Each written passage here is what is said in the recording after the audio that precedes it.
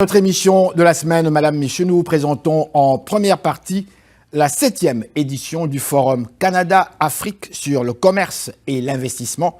On parle ici donc de accroître le commerce et l'investissement entre le Canada et l'Afrique. Cette année-ci, évidemment, c'est la République démocratique du Congo qui est donc le pays à l'honneur. Et justement, nous recevons en deuxième partie de cette émission, Madame, Messieurs, le nul autre que le conseiller principal du président de la République démocratique du Congo, M. Jacques Kambala Tshilombo, qui était de passage discrètement justement à cette conférence qui a eu lieu ici même à Montréal. Madame, Monsieur, bonsoir. Ici Henri Ngaka, bienvenue à notre magazine de télévision. J'espère que vous êtes en forme, de bonne humeur. Bougez pas, ça va causer après ces messages publicitaires. Et nous voilà de retour à notre magazine de télévision. Si vous nous suivez à partir de YouTube et que vous êtes sur le continent africain ou encore européen, je vous dis bonjour et merci. Si vous êtes à Montréal, eh bien c'est l'émission donc Ça va causer. Aujourd'hui, nous sommes en plein cœur de Montréal, nous sommes en plein centre-ville Holiday Inn, où se tient entre autres la 7e édition du Forum Canada-Afrique sur le commerce et l'investissement. Le thème principal ici, c'est donc accroître le commerce et l'investissement Canada-Afrique. Et nous avons également des invités de marque, une délégation congolaise de Kinshasa qui est avec nous ici même à Montréal. Bienvenue à Montréal. Je suis heureux de vous retrouver. Banamboka, ça s'appelle Banamboka. Bonjour, comment ça va? Merci.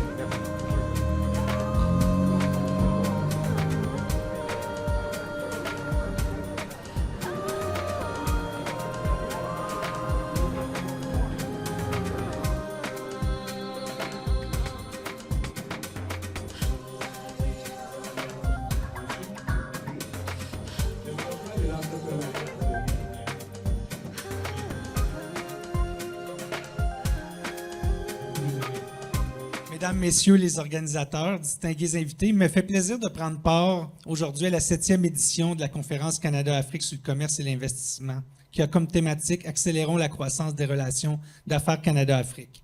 C'est déjà ma deuxième participation à cet événement.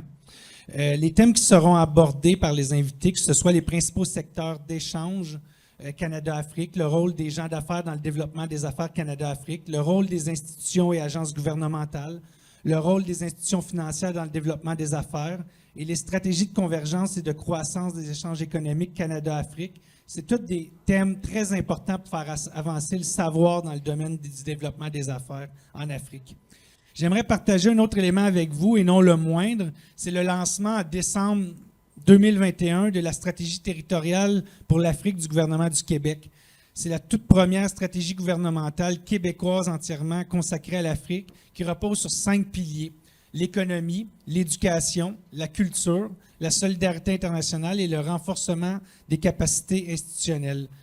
En fait, la stratégie se veut vraiment une passerelle multisectorielle entre le Québec et l'Afrique, et c'est le fruit d'une large consultation qui a eu lieu durant plusieurs années et qui a mené à différents constats, dont la nécessité d'offrir un meilleur accompagnement aux entreprises sur le plan financier pour qu'elles développent de nouveaux marchés en Afrique, la pertinence de renforcer les activités de représentation gouvernementale pour établir des relations de haut niveau avec les partenaires africains, l'occasion de créer des synergies entre les acteurs québécois, notamment ceux déjà présents en Afrique, pour accroître les retombées des projets menés, et l'importance des diasporas africaines présentes au Québec dans le développement des partenariats, notamment commerciaux ou académiques. En effet, la diaspora africaine conserve des liens d'affaires soutenus avec le continent africain et elle est nos meilleurs ambassadeurs pour le Québec à l'international. Madame Katawa, je l'ai dit tout à l'heure, elle est la première mairesse d'origine africaine, pas de n'importe quelle ville, hein? C'est la plus grande agglomération de la ville de Montréal, qui est la ville de Côte-des-Neiges, où les immigrants débarquent. Moi-même, j'ai habité à Côte-des-Neiges lorsque je suis arrivé à Montréal pour la première fois. Et c'est une ancienne infirmière clinicienne, et donc elle gère, comme si c'était une clinique, la ville de Côte-des-Neiges. Elle est membre du comité exécutif de la ville de Montréal, et elle fait beaucoup de choses. Alors, elle va me pardonner de vous épargner ces détails, et sans plus tarder, Madame Katawa. Merci. Bonjour à toutes et à tous. Merci beaucoup, M. Bouka, donc PDG de Force Leadership Africain, distingués invités. C'est un grand plaisir pour moi d'être parmi vous ce matin. J'ai toujours voulu participer, puis je suis contente d'enfin pouvoir être une des participantes cette année. Donc, au nom de la mairesse de Montréal, Madame Valérie Plante, il me fait vraiment grand plaisir de vous souhaiter en fait la cordiale des bienvenus ici dans notre magnifique ville de Montréal pour ce 7e forum Canada-Afrique sur le commerce et l'investissement. Et c'est avec une joie toute particulière que je débute en partageant avec vous en fait une nouvelle qui nous remplit d'enthousiasme à la ville de Montréal parce que en fait, ça symbolise notre engagement profond envers des partenariats entre Montréal et le continent africain. En effet, au dernier conseil municipal, donc en avril, au mois de mai, nous avons adopté au conseil municipal une motion qui reconnaît officiellement et unanimement le 25 mai comme la journée mondiale de l'Afrique. C'est une initiative et une demande qui est venue du forum de la Fédération africaine et Association du Canada. Donc, je suis très, très fière d'avoir collaboré avec les différentes communautés africaines à Montréal pour amener cette motion au conseil municipal qui a été adoptée à l'unanimité. Donc, dorénavant, officiellement, à la ville de Montréal, cette journée sera célébrée et reconnue, qui est une bonne nouvelle, je crois, symbolique quand même pour les relations entre notre métropole et le continent africain. Il est directeur général des impôts de la République démocratique du Congo, qui va nous parler des défis et du succès de la mobilisation financière de la RDC. C'est avec un réel plaisir que je prends la parole ce jour à l'occasion de la 7e édition du Forum Canada-Afrique sur les commerces et l'investissement, dont la thématique principale est accroître les commerces et l'investissement Canada-Afrique, organisé par Force Leadership Africain.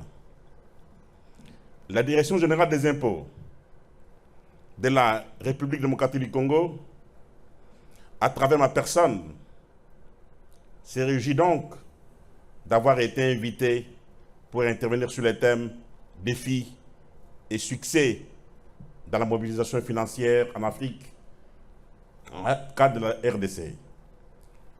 À cet effet, je voudrais avant toute chose exprimer ma profonde gratitude à l'endroit des organisateurs de cette 7e édition du Forum Canada-Afrique pour leur invitation.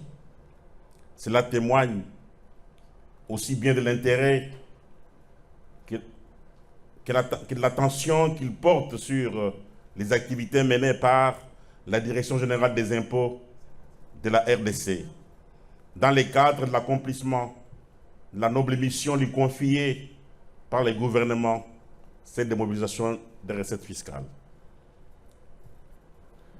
Laquelle mission est efficacement encadrée par les gouvernements de la République à travers le ministère des Finances, suivant la vision claire et le leadership axé sur les résultats de son Excellence, Monsieur le Président de la République démocratique du Congo, je cite Félix Antoine Tshisekedi Tshilombo, à qui je rends mes hommages les plus déférents. Merci beaucoup. Écoutez, merci pour cette belle introduction, Monsieur Balata. C'est un réel honneur pour moi et un privilège de pouvoir m'adresser à vous aujourd'hui. Un grand merci également à Monsieur Bouka, qui fait un travail extraordinaire sur le terrain. J'en suis un témoin privilégié. Donc, encore une fois, félicitations. Bravo pour ce beau forum. Je pense que c'est un forum qui est important. C'est un forum qui se voit transformateur, puis qui se voit également connecteur des efforts de développement canadien, de voir dans quelle mesure ce développement canadien peut servir de levier pour des efforts de développement dans des pays africains tels que la RDC, pour ne nommer que ce pays. L'objectif de ma présence ici, c'est de vous parler de Panorama. C'est la nouvelle solution financière qu'Investissement Québec a lancée en février dernier.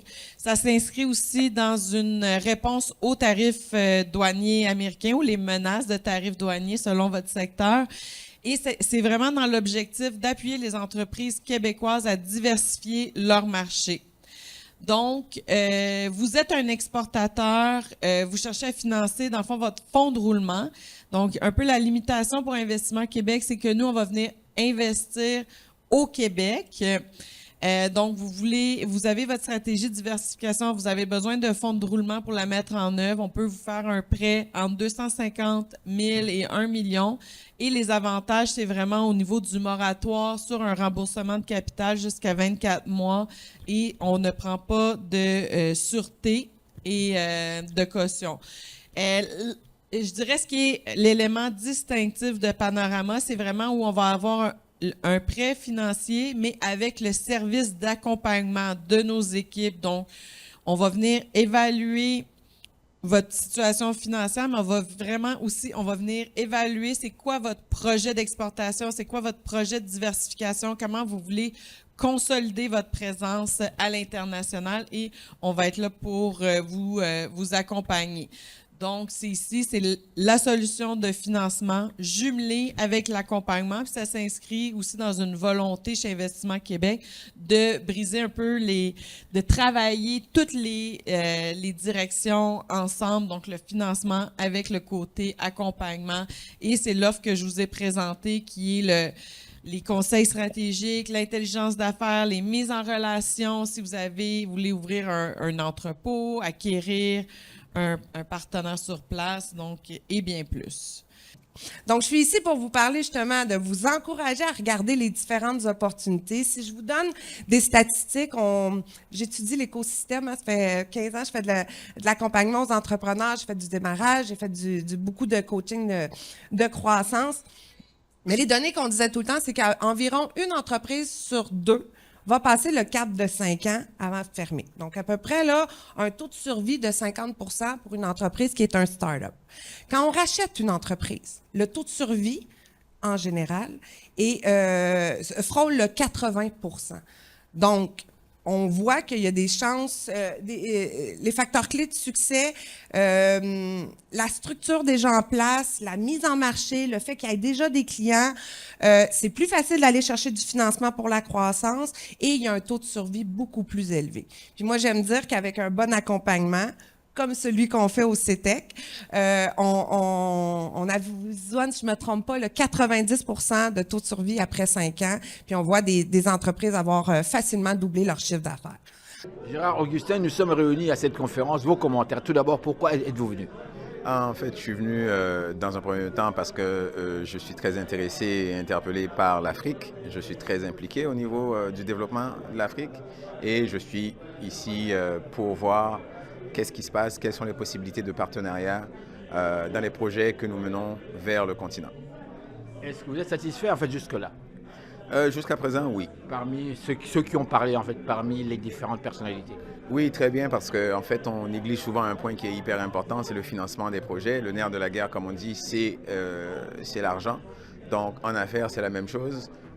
Et ils ont amené des points très, très poignants au niveau du financement, des techniques de financement, qu'est-ce qui se passe présentement sur le terrain, qu'est-ce qui est disponible, etc. Donc oui, je dois avouer que je suis même content d'être ici. Merci. En fait, j'ai eu l'honneur, le plaisir d'être invité par le docteur Yaouri Bouka, qui est le président de Force et Leadership africain, qui m'a demandé si je voulais faire une présentation en lien avec le panel 1. Et la thématique, c'est que peut jouer le numérique dans le développement, l'accroissement et le rattrapage, je dirais, du développement de l'Afrique.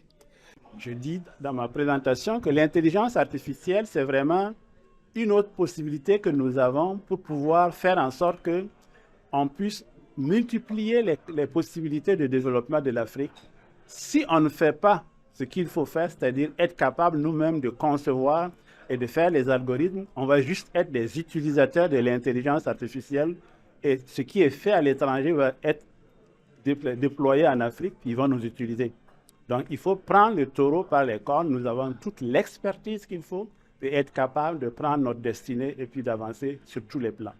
L'Afrique a tous les moyens, il faut juste qu'on ait confiance en nous. J'ai entendu dire actuellement que la diaspora peut jouer un rôle, mais je dis, il faut arrêter d'utiliser la diaspora s'il n'y a pas vraiment cette reconnaissance et cette volonté de travailler correctement avec la diaspora. Puis on a les capacités.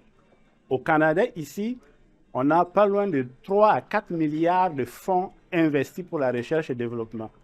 Et la diaspora peut faire en sorte qu'on monte des projets ici via ces fonds de financement et déployer des projets en Afrique qui peuvent même en partie financer par ça. Tout ce qui touche le développement, la commercialisation, il y a des choses. Donc c'est bon pour les deux pays. Mesdames, Messieurs, nous voilà de retour à notre magazine de télévision. Si vous voulez vous joindre à nous, je vous dis encore une fois bonjour ou encore bonsoir, où que vous soyez actuellement. Nous sommes à Montréal et nous assistons aujourd'hui donc à une conférence, la deuxième partie de la conférence organisée par Force Leadership Africain, ici même à Montréal. Et nous avons actuellement le commentaire d'un des participants, M. Cédric Parker-Norton. Bonjour. Bonjour à vous et bonjour à toutes les personnes qui nous regardent. Comment ça va? Ah, je vais bien, super. Et vous-même? Très très bien. Alors j'aimerais connaître vos commentaires par rapport en fait l'ensemble des participants. Tout d'abord vous-même. Comment expliquer votre présence? Pourquoi êtes-vous là?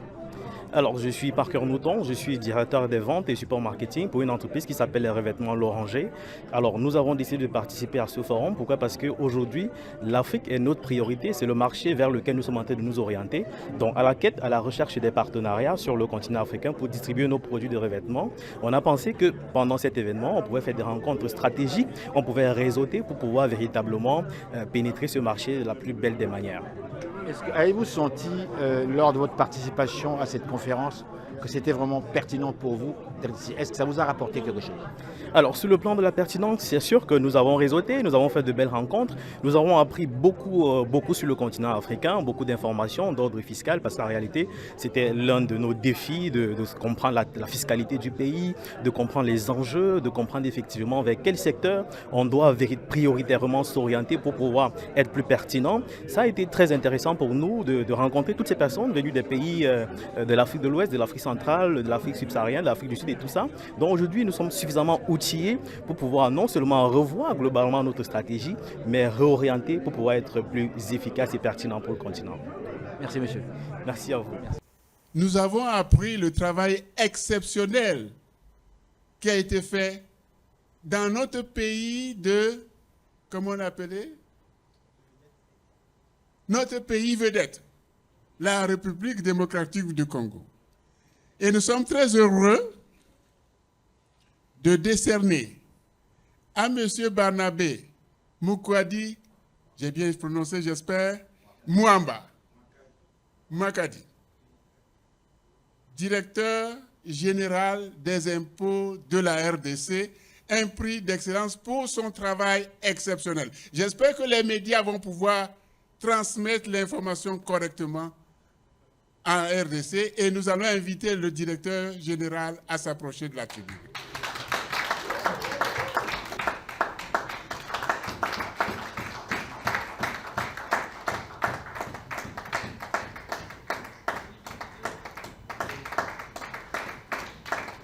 Bon, grand merci d'abord à Dieu.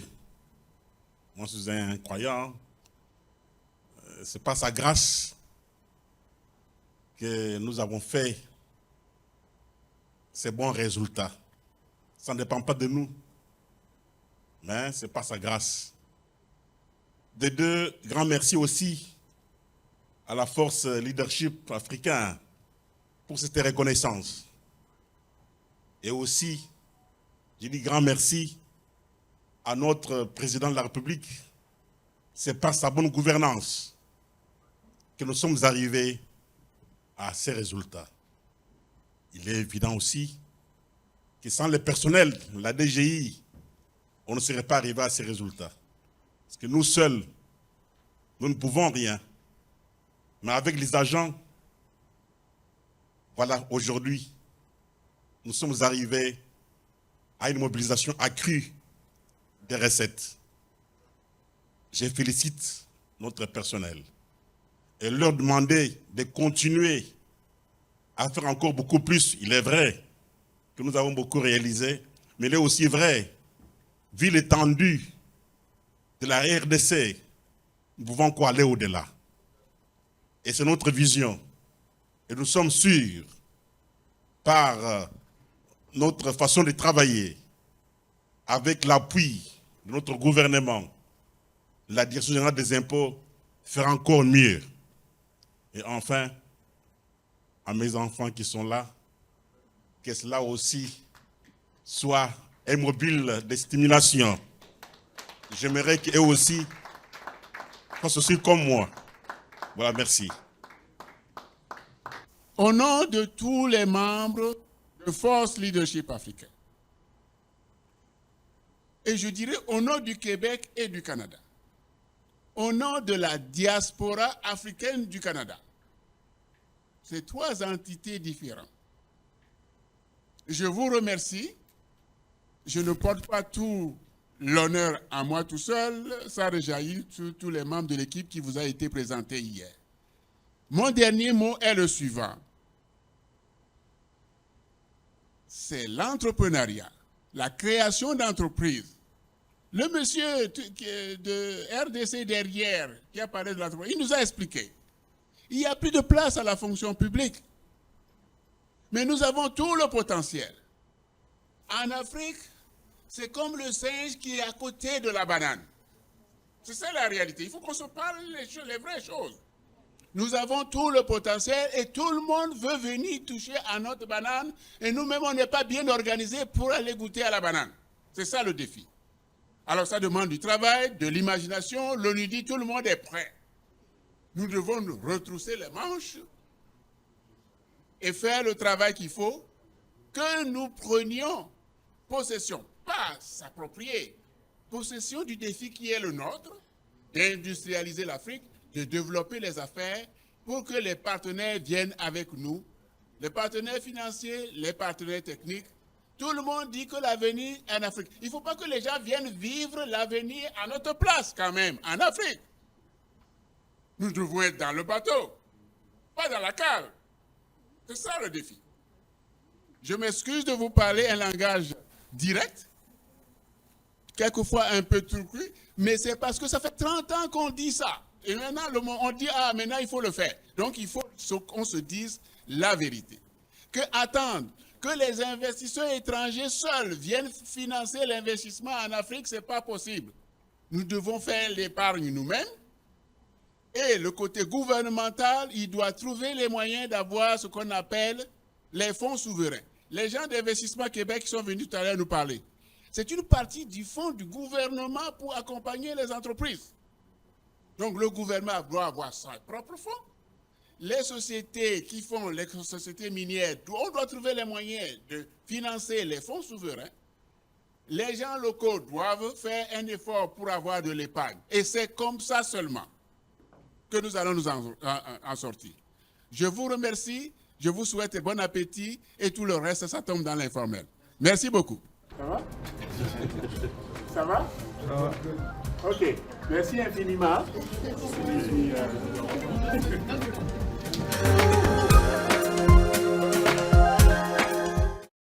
Et nous voilà de retour à notre magazine de télévision. Madame, Monsieur, nous sommes actuellement en plein cœur de Montréal et nous assistons aujourd'hui à une deuxième journée donc, de la conférence qui porte sur Force Leadership Africain, ici même à Montréal.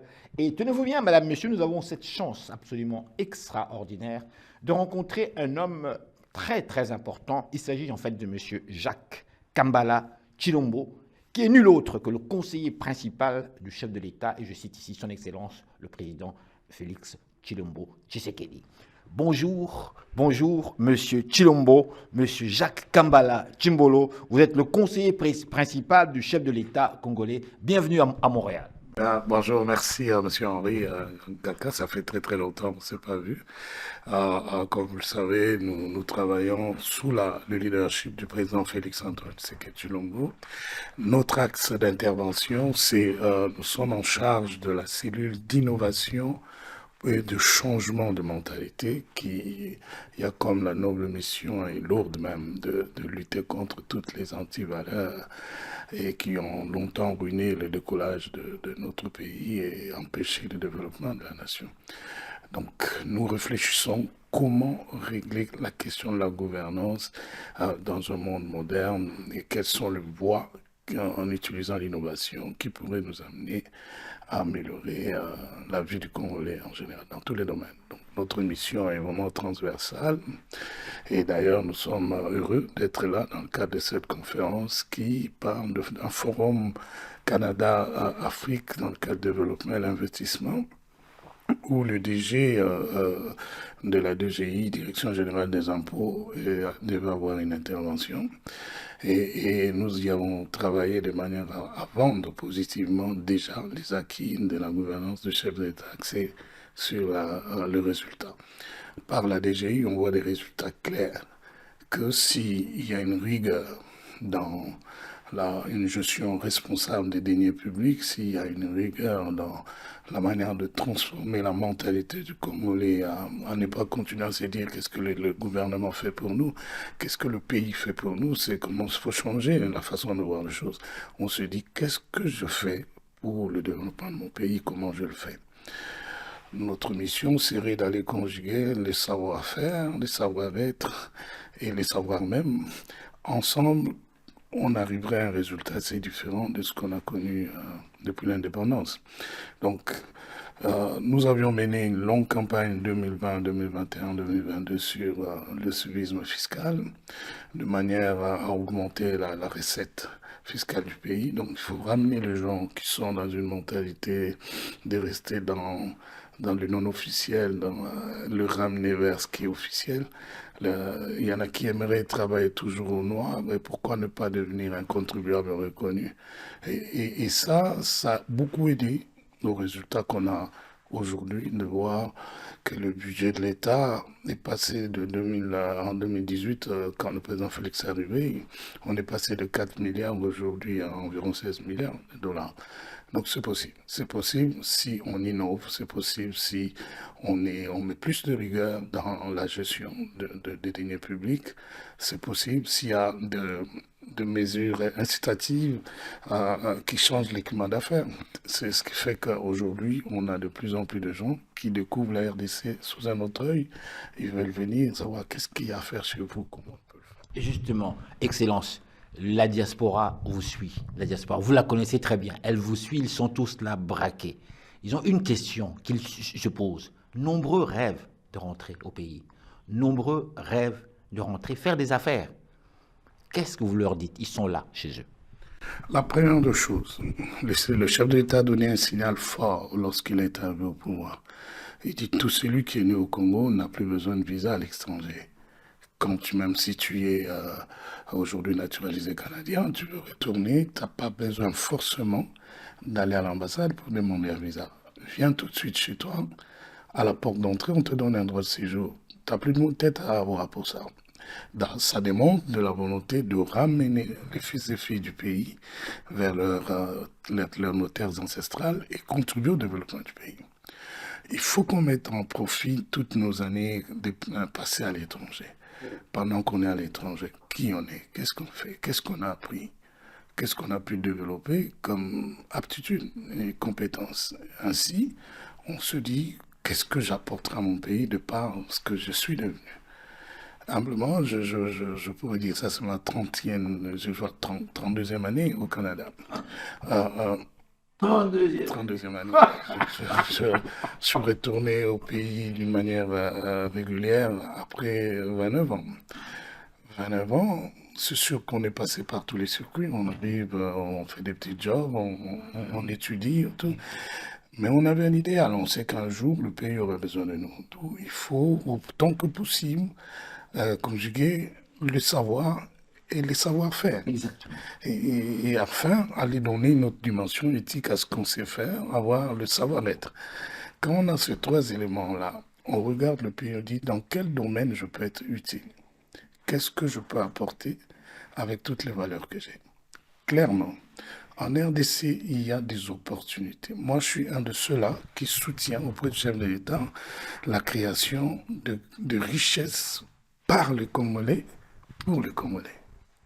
C'est possible que ceux qui sont de la diaspora se disent j'ai appris la mécanique au Canada, ok, je vais retourner installer un garage moderne dans un coin du pays. il y a possibilité de créer ton entreprise en 2-3 jours. Il y a un guichet unique, l'ANAPI est là, il y a un guichet unique, le même jour, tu arrives, tu déposes, 3 jours après, tu as tout le document pour créer ton entreprise. C'est pas un rêve, c'est une réalité. Et je suis un de ceux-là qui stimule la diaspora à revenir. On a créé un cadre qu'on appelle le groupe Congo Connect pour aller connecter tous les Congolais de la diaspora à leurs origines dans différents domaines. Donc, on vous dira, voilà les pistes. Vous pouvez créer votre entreprise en 3 jours. Le guichet unique vous donne tous les documents dont vous avez besoin. Vous n'avez pas besoin d'être dépendant d'un quelconque lobbyiste qui peut faire quoi que ce soit. Vous pouvez aller vers l'information. Même d'ici, au Canada ou partout où vous êtes, entrez sur le site de l'ANAPI, vous avez toutes les infos. Deuxièmement, il y a des mesures incitatives sur le plan fiscal. Quand vous arrivez, je suis natif d'ici, j'ai besoin d'investir dans tel domaine. Je voudrais, je dis une folie comme ça, monter un PME dans la transformation de produits agricoles. Ok, il y a possibilité qu'on vous oriente vers les différents services qui sont concernés par ces secteurs-là, commençant par comment créer votre entreprise jusqu'à avoir accès aux différentes mesures incitatives de facilitation du climat d'affaires. Troisièmement, on va vous dire, si vous choisissez de vous installer dans la zone économique, spéciale économique, voilà les privilèges, les avantages fiscaux qu'il y a, même sur le plan de douane, voilà les exonérations que vous pouvez avoir parce que vous voulez créer des emplois. Oui, bien sûr. Et au bout de la ligne, il y a moyen qu'on vous oriente dans des secteurs, même là où vous n'avez pas d'expertise, il y a des gens qui peuvent vous encadrer pour commencer. Si vos capitaux sont vérifiables, c'est réel, qu'il y a des sources de financement authentiques, il y a actuellement une nouvelle dynamique d'encourager le Congolais à avoir des filières financières qui profitent aux Congolais.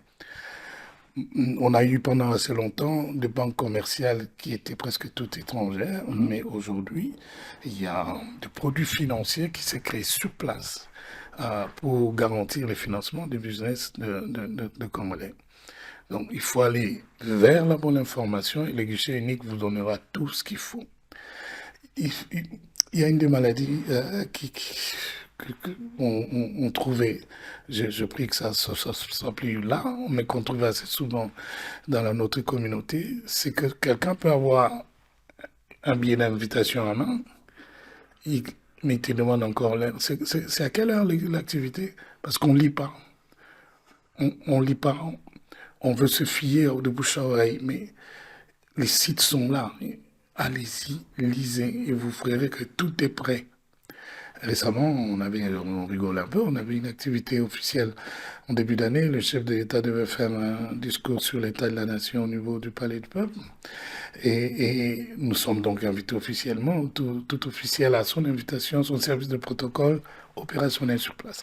On est dans l'entrée de la salle du congrès. Il y a quelqu'un qui m'interpelle. Il me dit, oh, excuse-moi, Excellence, c'est à quelle heure? C'est dans quelle salle? Et j'ai regardé, il avait le billet en main, il avait son invitation officielle en main.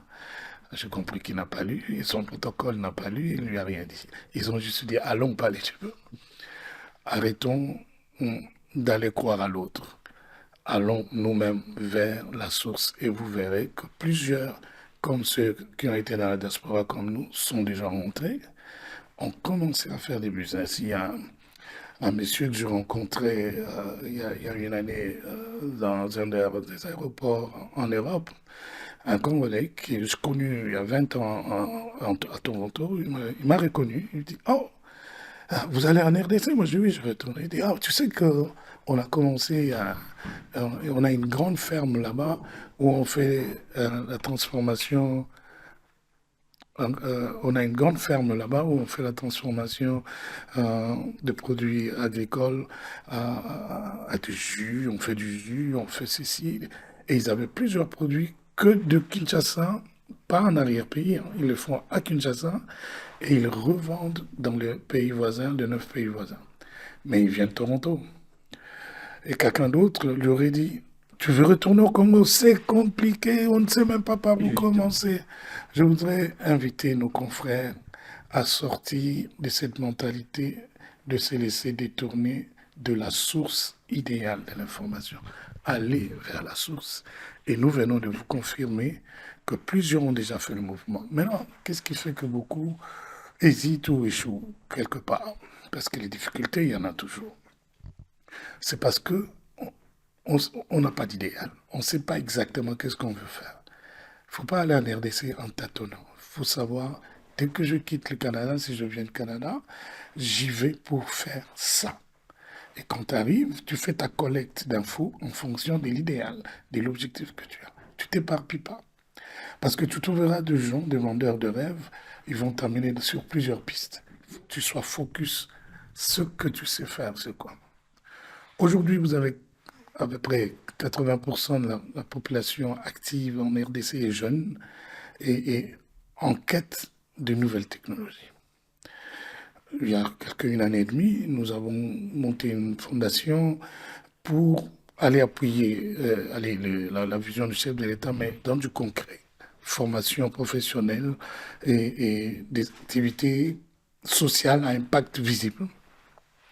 Nous avons commencé à réflexionner des écoles et on a trouvé une école, une des anciennes écoles d'après l'indépendance, depuis 1964, que l'école était là. On appelle ça l'Athénée de Ngalima. C'était au même niveau que l'Athénée de Kalina et donc c'était Ngalima. Donc depuis 1964, on n'avait même pas changé un seul coup. Nous sommes arrivés, on a vu le potentiel qu'il y avait dans ce quartier-là, en termes de capital humain. Nous nous sommes dit, on va faire de cette école un centre d'attraction culturelle, mais il faut réflexionner. Et ce sont nos amis de plusieurs coins de la diaspora qui ont contribué d'une certaine manière à réflexionner au complet l'école, amené avec le service national qui nous a donné plus de 300 bancs. Et le taux de participation dans cette école-là, en 2018, était de 2%.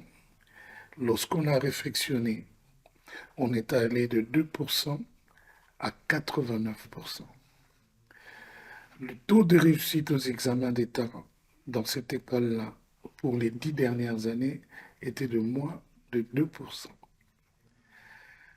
2019-2020, jusqu'aujourd'hui, jusqu'à l'année dernière, ils ont fait 4 fois 100% aux examens d'État.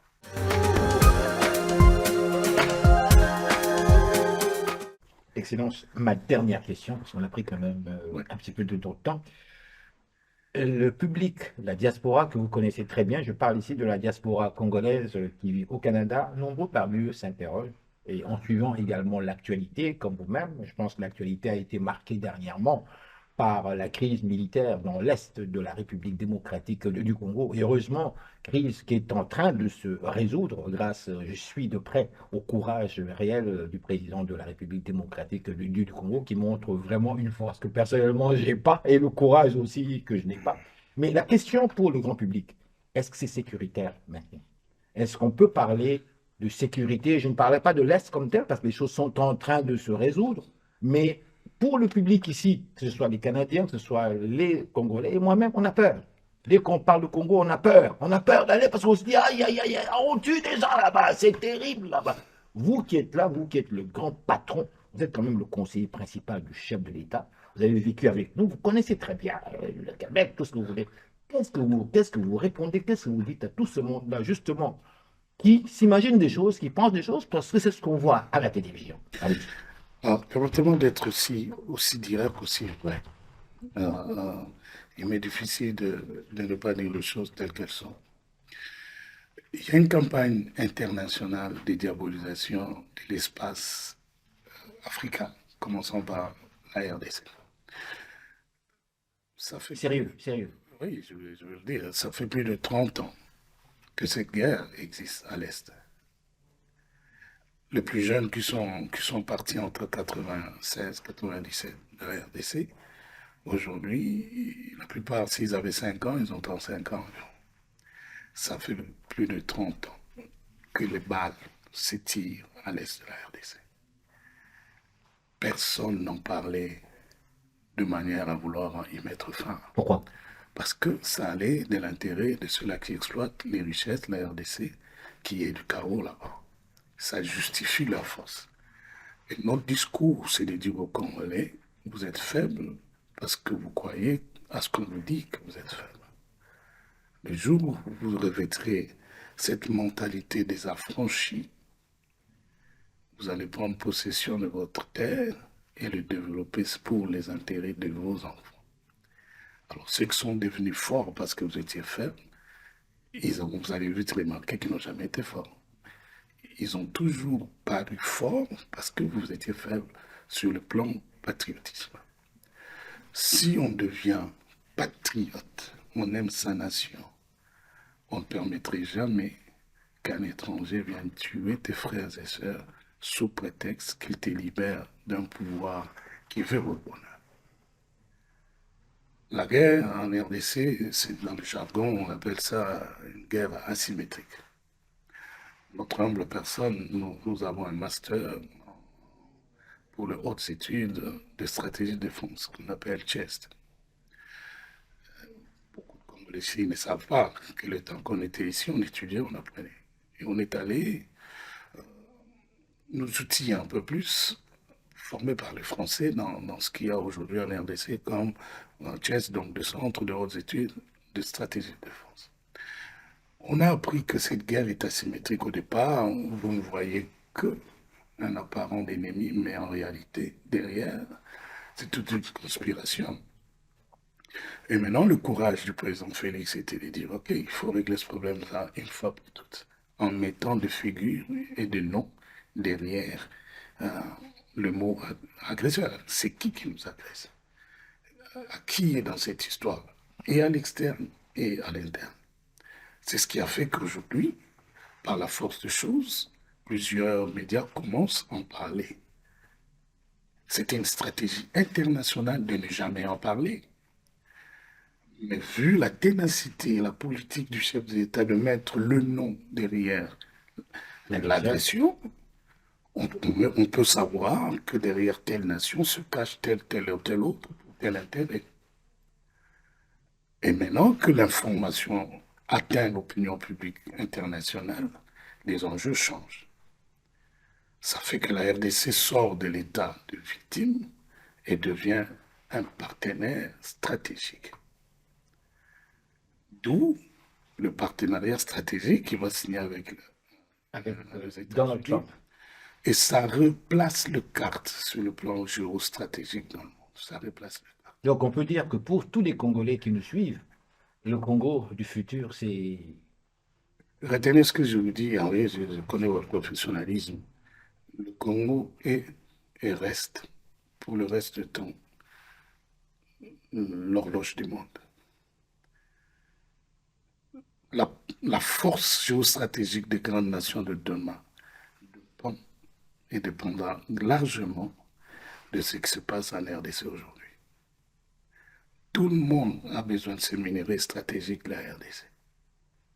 Et nous disons, OK, pourquoi passer par la petite porte pour aller prendre ce que vous voulez prendre? Venez, asseyons-nous, parlons-en. Dites-nous de ce dont vous avez besoin. Et nous vous dirons, chez nous, on a besoin de ça, ça, ça. Et ça rime avec la sécurité. Si on doit créer des emplois, il faut que ces emplois se fassent dans un cadre sécuritaire. La sécurité est très amie au business. Le business est très ami à la sécurité. Vous voulez qu'on fasse du business avec la RDC, garantissez la sécurité à l'Est. Dites à ceux-là qui ont favorisé la mafia internationale que cette heure-là est passée. Mais non, il faut faire des business gagnant-gagnant. Deuxièmement, l'insécurité occasionnée pour empêcher les investisseurs à venir de venir en RDC était aussi voulue pendant longtemps. Donc, beaucoup de gens ont joué le rôle de sapeurs-pompiers, mais ils sont pyromanes aussi en même temps. On met du feu et on se présente pour... éteindre le feu, soi-disant. Et dès qu'on a commencé à placer des noms à l'interne, on a commencé à boucher ces petits trous-là. L'insécurité apparente est en train de disparaître. Parce que maintenant, on sait qui en fait de l'insécurité leur business. En créant de l'insécurité urbaine, ils viennent monter des affaires de sociétés de garde et autres. Ils ont du business.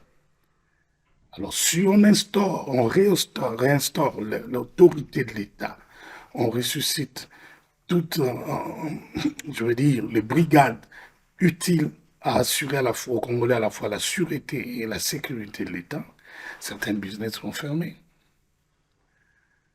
Voilà la vérité. Il y a ce qu'on appelle l'insécurité apparente et vendue dans le média et la sécurité réelle. Oui, c'est vrai, il y a de l'incivisme. Certaines personnes ont cru que pour gagner leur vie, il faut ravir de bien aux autres. Mais ça, c'est devenu mondial. L'anarchisme est mondial. Les gens sont dans l'anarchie maintenant. Il y a le rejet de l'autorité de l'État partout dans le monde. Mais c'est un peu plus amplifié parce que nous, on n'a pas nos canons à nous pour vendre au monde notre image selon notre récit. Voilà pourquoi moi je vous interpelle, vous les gens de médias congolais d'origine, monter un réseau de communication qui vendrait votre pays selon votre récit à vous.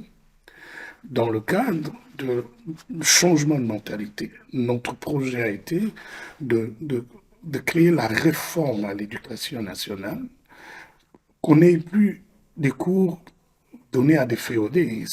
Il faut une éducation donnée à un peuple qui prend entre ses mains la destinée de sa nation, commençant par raconter l'histoire de la RDC selon la version de la RDC.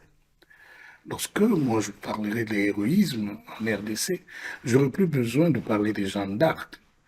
J'aurai besoin de prendre un nom congolais que je mettrai en avant, dirais, oh, voilà, celui-là, il s'est battu pour le pays de telle manière, de telle année en telle année. Voilà, donc il y en a plusieurs. J'aime beaucoup la légende qui est Tshisekedi. Mais si j'ose, je veux parler de Lumumba, je veux éviter d'en parler comme la victime de toutes les années. Je mettrai en avant ses prouesses en tant qu'homme politique pour aller créer de l'intérêt à la nouvelle génération, à faire la politique pour l'intérêt national. Donc, en bref, il y a une conjugaison de forces vives pour vendre une bonne image du pays et enlever cette phobie qu'on a installée dans le cœur des gens par les médias traditionnels qui vendaient une philosophie géostratégique bien précise, mais qui est déjà à dépasser maintenant. C'est à nous d'aller vers la source. Et voilà, nous avons monté un projet, et ça, donc déjà entre le 16 et le 18 juillet, il y aura un grand festival touristique, culturel, pour montrer au monde la vraie image de la RDC. Il y a des coins extraordinaires. Je n'aurais pas besoin, moi, de mettre un budget de 4-5 000 $ pour les vacances de 7 jours au Cuba, si je connais bien Mwanda. Si je commence à dire à nos enfants qu'est-ce qui se passe à Masimba-Nimba, ils vont savoir qu'il y a des coins extraordinaires. Voilà. Et il n'y a pas que de l'insécurité en RDC, il y a l'insécurité dans les rues de New York, il y a des endroits où tu ne peux pas arriver, il y a des endroits où tu ne peux pas aller à Londres, à Brixton par exemple, tu ne peux pas traîner trop tard. Je veux dire, arrêtons de raconter des choses qui font peur à des gens pour qu'ils n'aillent pas trouver les trésors qu'il y a en RDC. Excellence, je dois vous dire merci sincèrement de nous avoir donné toutes ces informations. Et encore une fois, merci beaucoup. Donc nous avons avec nous aujourd'hui le conseiller principal du chef de l'État congolais, son Excellence M. Jacques Kambala Tshilombo. Merci.